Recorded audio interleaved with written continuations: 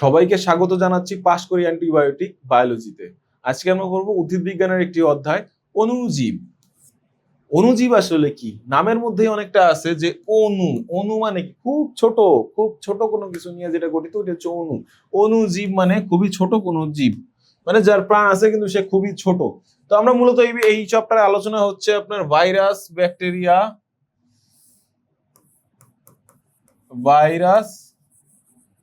Bacteria এইগুলা নিয়ে, ঠিক আছে? তো ভাইরাস আসলে কি? ভাইরাস হচ্ছে আবিষ্কার করছে ডিমিট্রি ইভানোভস্কি।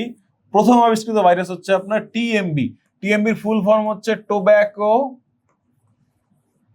Mosaic virus. তো টোবাকো মোজাইক ভাইরাস আসলে কি? টোবাকো মানে তো বোঝেন তামাক। তামাক পাতায় যে ভাইরাসটা করছিল ওইটার নাম হচ্ছে টোবাকো মোজাইক ভাইরাস। তো এই জায়গা থেকে প্রথম ভাইরাস আবিষ্কার করা হয়েছিল। তো ভাইরাস যে একটা তো ছোট জীব, এটা তো রোগ তৈরি করে, তাই না? রোগ তৈরি করে দুইটা অংশ থাকে, একটা হচ্ছে নিউক্লিক অ্যাসিড বা ডিএনএ আরএনএ অথবা প্রোটিন আবরণ। ভাইরাস আবার দুই রকম হয়, ডিএনএ ভাইরাস, আরএনএ ভাইরাস। তো এই নিউক্লিক অ্যাসিডের মধ্যে মূলত ডিএনএ বা আরএনএ থাকে, আর প্রোটিন আবরণ মানে বাইরের এই যে চারটা, এই যে পেঁচানো জিনিসগুলো দেখতেছেন এগুলো হচ্ছে ডিএনএ বা আরএনএ, আর এই যে বাইরের এই যে অংশটা হচ্ছে আপনার প্রোটিন আবরণ, প্রোটিন দিয়া ঘেরা থাকে। তো একসাথে কখনো ডিএনএ আরএনএ থাকে না। একই ভাইরাসের মধ্যে ডিএনএ আরএনএ কখনো একসাথে থাকতে পারে না, হয় সেটা হবে ডিএনএ ভাইরাস অথবা আরএনএ ভাইরাস। ভিরিয়ন কি? ভিরিয়ন হচ্ছে পূর্ণাঙ্গ সংক্রামক কণা। শুধুমাত্র ভাইরাস কোনো সময় রোগ তৈরি করতে পারে না, শুধুমাত্র রোগ তৈরি করতে পারে না। এই যে পূর্ণাঙ্গ সংক্রমণ কণা থাকলে ওইটা হবে আসলে পূর্ণাঙ্গ একটা ভাইরাস যে রোগ তৈরি করতে পারে। নিউক্লিও ক্যাপসিড হচ্ছে নিউক্লিক অ্যাসিড আর ক্যাপসিডের একসাথে তৈরি ক্যাপসোমিয়ারের প্রোটিন একক। টিএমবিতে 2213টা প্রোটিন থাকে। এইটা হচ্ছে খুবই ইম্পর্টেন্ট একটা সংখ্যা, এটা পরীক্ষায় আসতে পারে। ডিএনএ ভাইরাসের উদাহরণ কি আছে? টি2 ব্যাকটেরিওফাজ। ব্যাকটেরিওফাজ মানে ব্যাকটেরিয়ারে যে মারে ওই ভাইরাস হচ্ছে ব্যাকটেরিওফাজ। তো এটা আসলে অত ব্যাখ্যা করার কিছু নাই।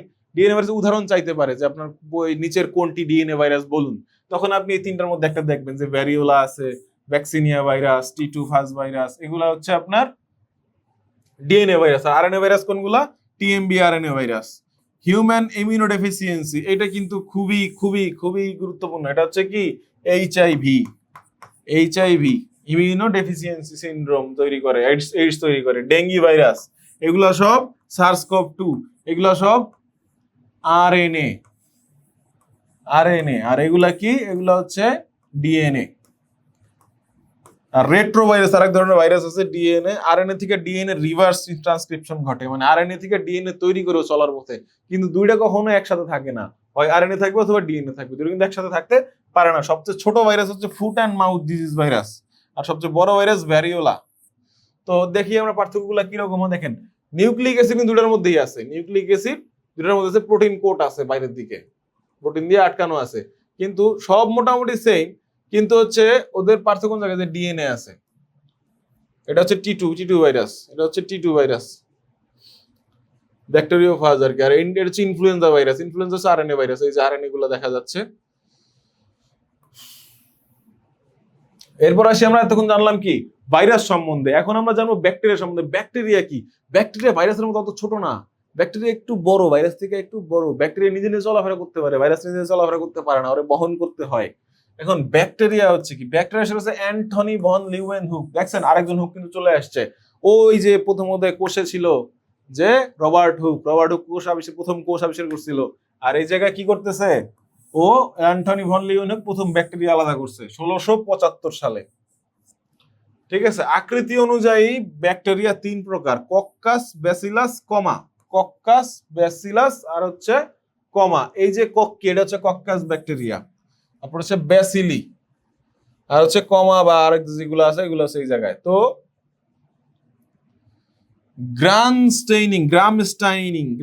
হ্যান্স ক্রিশ্চিয়ান গ্রাম, ও হচ্ছে আপনার একটা রঞ্জক পদার্থ দিছে যে ব্যাকটেরিয়া গুলা ওই রঞ্জক পদার্থে সুইটেবল কালার দেয়, ওই অনুযায়ী কিছু ব্যাকটেরিয়া আলাদা করা যায়। যে গ্রাম বেগুনি আর হচ্ছে গ্রাম পজিটিভ হচ্ছে হলো আপনার ওই গ্রাম স্টেইনের মধ্যে বেগুনি রং যদি দেয় তাহলে সেটা হচ্ছে আপনার গ্রাম পজিটিভ, আর যদি গোলাপি রং দেয় ওটা হচ্ছে গ্রাম নেগেটিভ ব্যাকটেরিয়া আর কি।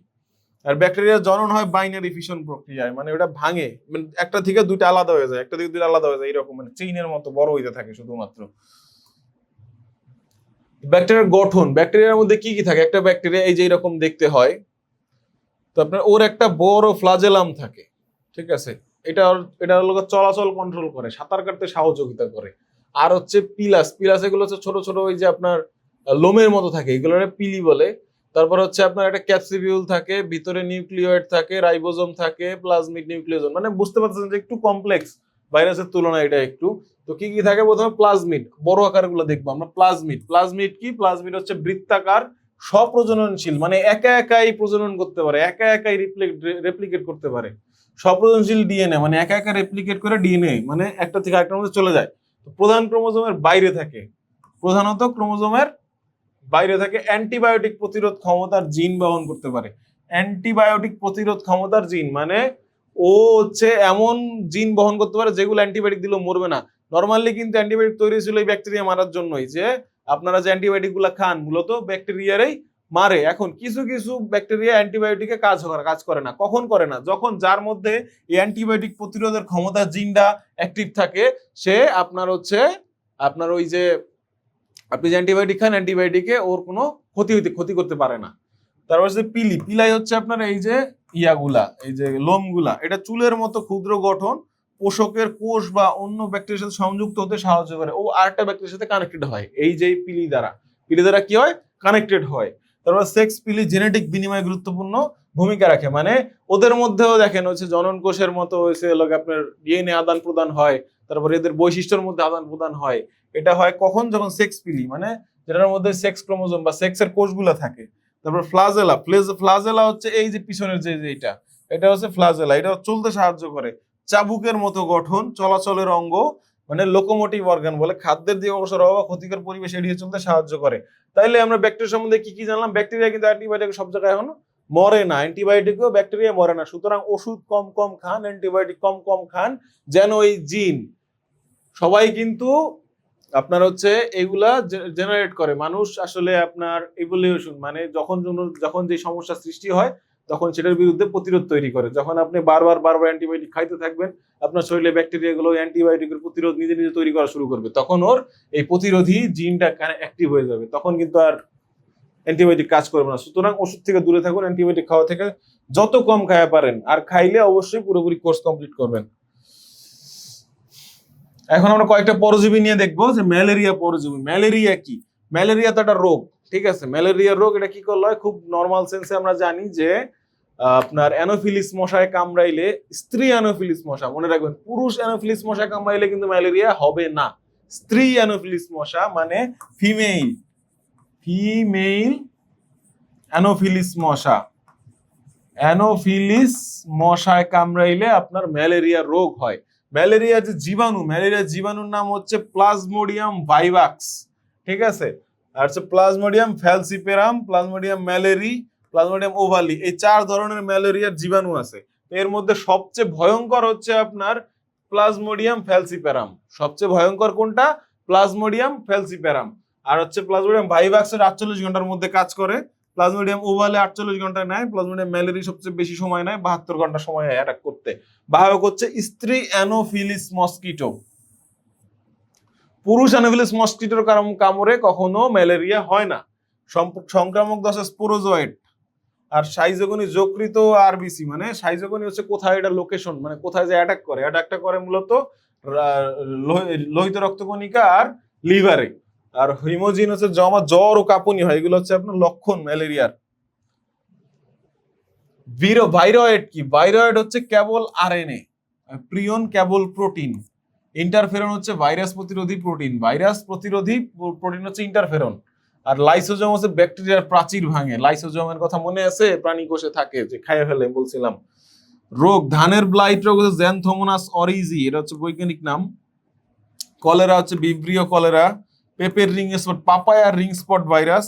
নাইট্রোজেন সংবন্ধনের রাইজোবিয়াম, রাইজোবিয়াম হচ্ছে থাকে আপনার হচ্ছে যে ডাল জাতীয় যে উদ্ভিদগুলো আছে, এগুলার আপনার শেকড়ে দেখবেন ছোট ছোট ছোট ছোট গুটি গুটি কিছু হয়, মানে নডিউল বলে ওগুলা করতে কি আপনার করে কি আপনার নাইট্রোজেন ফিক্স করতে পারে, মানে বাতাসের নাইট্রোজেন টাইনা মাটির মধ্যে নিয়ে আসতে পারে।